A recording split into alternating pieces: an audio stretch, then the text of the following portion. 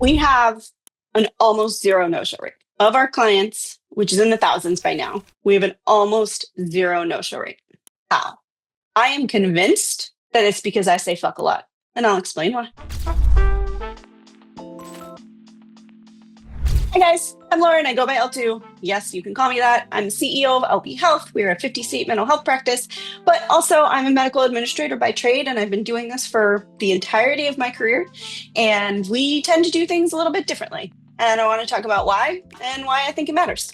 So my story to finding myself on the internet, I guess, on social media, on finding my voice was a little bit different. Actually, I don't know if it's different than anybody else's, but it is uniquely mine. I started writing after leaving a really, really shitty, toxic job that was trying to eat my soul. And for some reason, the only way I felt like I could process it was to write.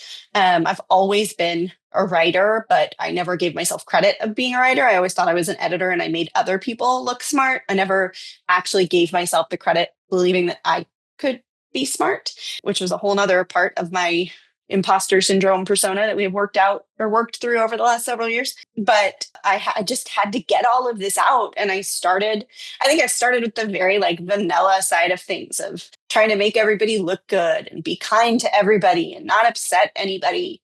And then one day I just made some comment about how I had seen people talking shit about having job gaps on your resume. And I was like, I have a job gap. My job gap's 5 months long. I was on the couch for 5 months. I couldn't get up. I was so burned out. I was so overwhelmed. I was so exhausted from what I had put myself through in the prior 5 years and the prior decade that I hit the couch because I didn't listen to my body. My body was telling me for years that something was going to break if I didn't pay attention, and I ignored it. And I ignored it and I ignored it and I ignored it until I could not ignore it anymore, until the only option, as far as my body was concerned, was to disconnect from my brain. And my brain kept telling my body to get up, and my body was like, nah, bro, we're good. Not going to do that. Because when you do it, you don't listen. And we've been telling you, and we've been telling you, and we've been telling you, and you've been ignoring us. So on that couch, I stayed for 5 months. I mean, sometimes I moved to bed. Sometimes I sat on my computer. Sometimes I played on my phone. But my brain was off. And luckily, we were in a position where I could do it. And I had left my job very unceremoniously. There was not a big offboarding plan, nothing. It was just one day the glass broke and I couldn't do it anymore. I physically could not do it anymore. And prior to my response to this conversation that I had heard about job gaps, I had been pretty vanilla. I don't know what I was trying to do. There wasn't a plan, but I decided that if somebody didn't want to hire me, and I don't even know that I was looking for a job at that point, but if somebody didn't want to hire me because my body physically forced me to lay on the couch for 5 months to recover from what was a very traumatic 5 years, then I probably didn't want to work there anyway, because it wasn't a job gap. It wasn't empty. It was full. It was full of restoration. It was full of time with my kids. It was filled with watching my brain turn back on after being in this shitty, horrific environment for as long as I was. My brain was off. There was no creativity. There was no light. There was no personal value. And the more time I rested, the more it was like a bag of popcorn that was popping. And all of a sudden, an idea would float up and I'd go, oh my God, could I do that? And then another idea, and then another idea, until we reach the point where the bag is going crazy and it's about to burn if we don't do something with it. But that started because I wrote kind of a snarky post where I said that if you think my time off work in some way makes me a less valuable employee, then you're a bad employer. And it got a huge response. And I went, okay, maybe there's something there. And so I started talking about the why. Why did I take so much time off? What preceded me taking so much time off? What part of my body malfunctioned? So I had to take so much time. What was my brain telling me when I repeatedly said that there was no time off for someone like me, that things don't get better, that there is no bright light at the end of this tunnel? We started talking about those kind of heavy but nuanced places. And I started talking about them thinking that it was just me, that I must be the only one. Because if I've never heard anybody else say it before, so it must just be me. And instead, what happened is the responses that I thought would be, yeesh, why are you sharing this on the internet? Became, oh, that happened to me too. And I thought it was just me. Really? You sure? Because I thought it was just me. Is you? Because I was pretty sure it was just me. It's not just me? Okay. And that led to more figuring out who I was, figuring out who I wanted to be, figuring out who I was not going to be anymore, figuring out what parts of myself I was not going to hide anymore. I have a potty mouth. I say fuck a lot. The only people who get to correct me on it are my kids. They call them bad-eff-words. It's one word, bad-eff-word. Don't say bad-eff-words, mom. It's all words. It's not just the F words. All words are bad-eff-words. All bad words. Words that they deem bad. Let's put it that way. Stupid is also a bad F word, in case you were wondering. They're the only people who get to correct me on it. I have a potty mouth. And you know what? A lot of things that are happening in the world right now justify having a potty mouth. There's a lot of shit happening that should not be happening. And we should be able to say fuck about all of them without reprisal. Lots of fucks. So I developed this, I don't want to say like internet personality because it's me. So much so that when people like jump on the phone after reading stuff I've written, they're always like, wow, you really do write like you talk. And I'm like, no, exactly. Like it literally is exactly like I talk. I punctuate sentences to match the cadence that I use when I talk. This is how I talk. And so I built this community. It's like 150,000 people strong over multiple platforms. And as I was building it, as I was undoing all of this shit that I had either forced myself into or had to unlearn or was working through the trauma of a lot of different things, I found myself in a place where the more I wrote, the more things got better.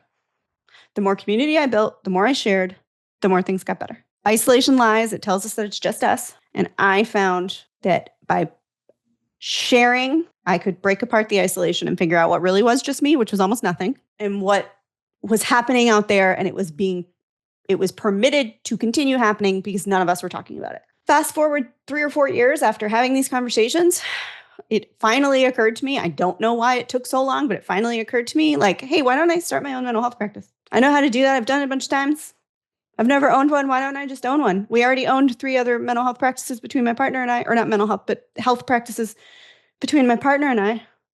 Why wouldn't we open a mental health practice? So we did. And I don't know why it took me 3 years to figure that out, but it did. And as soon as we did it, we did it. And so in the places that I had already created this persona, it was really easy to talk about it like I always had. But we were also moving into different socials at that point. Threads was new to us. Instagram was new to us. And the question was like, now that we're in the mental health space, now that we're actually delivering mental health care, is it still appropriate? Is it still okay to be the kind of brash and loud person who says fuck all the time? Yes. I mentioned this before. We have like an almost zero no-show rate across all of our products, almost zero. And we have over 1,000 enrolled patients for different services. Our patients come to us through social media. Now, reminder, I'm not a clinician. I'm not treating any of these people myself. I can't. That would be illegal. I would go to jail. I do not want to do that. But I hire amazing clinicians who do amazing work, who have very similar philosophies to mine, who are exhausted with what's out there in the world and who want to do something different. And man, do they. They do such an incredible job. But they find us through me being mouthy on the internet. I say this a lot. There are probably people who do not use our services because they see me saying fuck on the internet.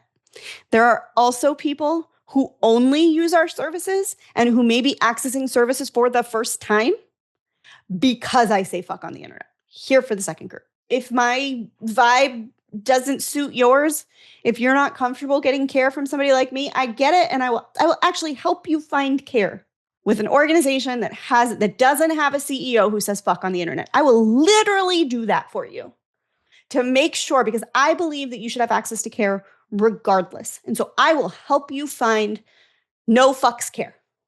No problem. But our people come to us knowing what they're going to get, knowing what kind of providers we staff, knowing what we believe in, knowing that our beliefs align with theirs.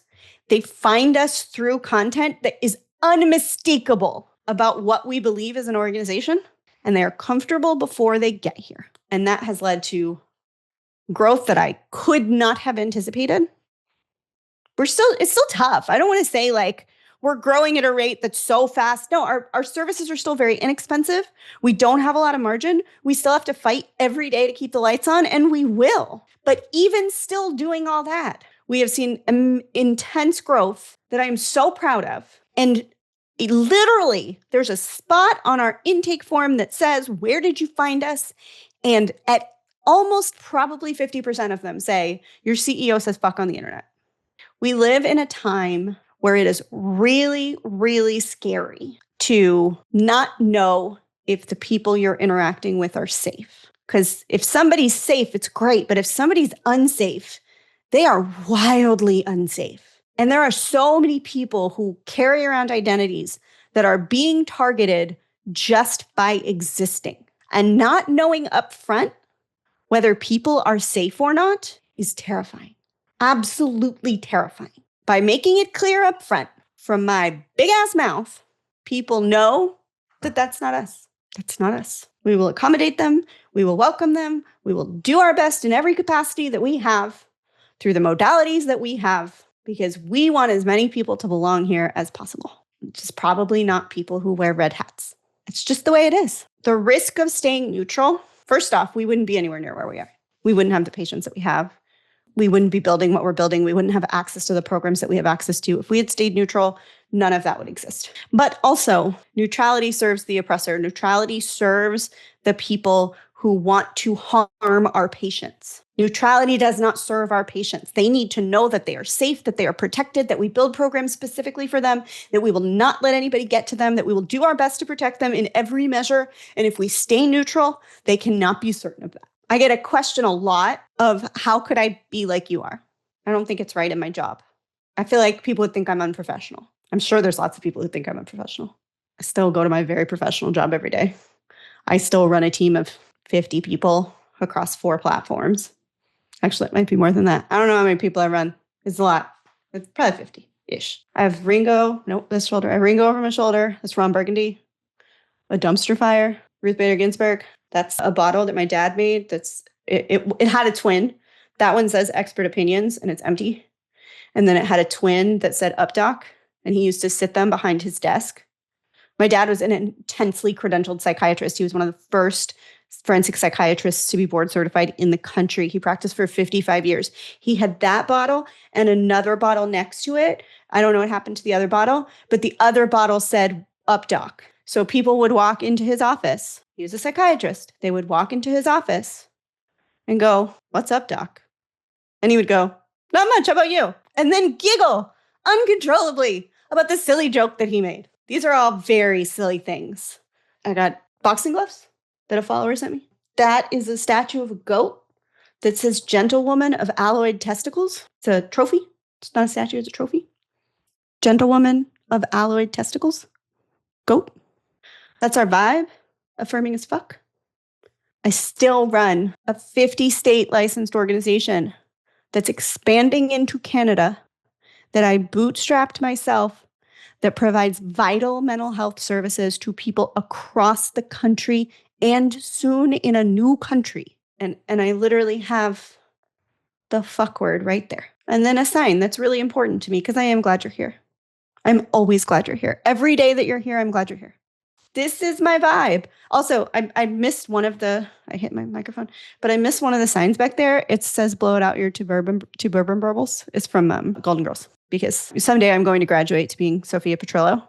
Picture it. Sicily. Anyway, she's my heart and soul. She's my goals in life, is to be Sophia Petrillo. But these are all highly unprofessional things. And yet somehow I still get up every day and I still do really, really complex work in a really, really difficult field that people are trying to attack every single day. And I still manage to do it fine. And we still manage to help people. And we find more people. The new people we help often find us because I said fuck. Fuck. That's how people find us. Not because they're looking for mental health treatment that says fuck, but because they're looking for people who are actually safe in a world that is so wildly unsafe for them. We have care for Black women. We have care. We have queer and trans affirming care. We have neurodivergent, neuroaffirming care for brains that are not neurotypical, specifically built for them. We have care programs for burnout. We have programs for toxic work environments, for workplace trauma, for healthcare burnout, for everything, almost everything that you can imagine, with more showing up every single day.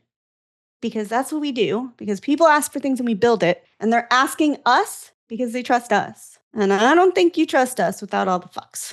Love you, mean it.